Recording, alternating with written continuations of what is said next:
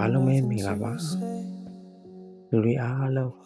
မိရဲ့ကိုယ်ပိုင်အလုပ်လေးတွေကိုစပြီးလုပ်ဝင်တဲ့အခါကျရင်လစာတော့အရင်မစဉ်းစားပါနဲ့မိမိကိုယ်မိ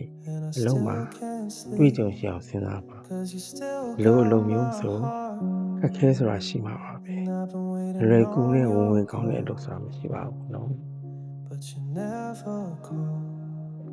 ပတ်စံမစုမိရင်ပညာစုပါပညာမရတဲ့အလုပ်မှာအတွေ့အကြုံနဲ့ပေါင်းစပ်ဆောင်မှုရအောင်သင်ပါနော်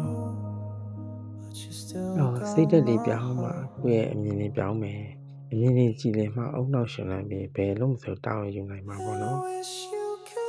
ဒီမှာတော့ကျွန်တော်လူငယ်အားမှန်ဆိုပြီးတော့လူငယ်နဲ့ပတ်သက်တဲ့ຢာလေးတစ်ပုဒ်ကိုကျွန်တော်ဖြစ်ပြနေပြီးတော့ကိုယ်ပိုင်ကြရာလေးဖြစ်ကျွန်တော်ရေးထားပါတယ်ကျွန်တော်ရဲ့လူငယ်တွေဒီပါမှာအလုပ်လုပ်နေလို့အားလုံးပြပြကြပါစေ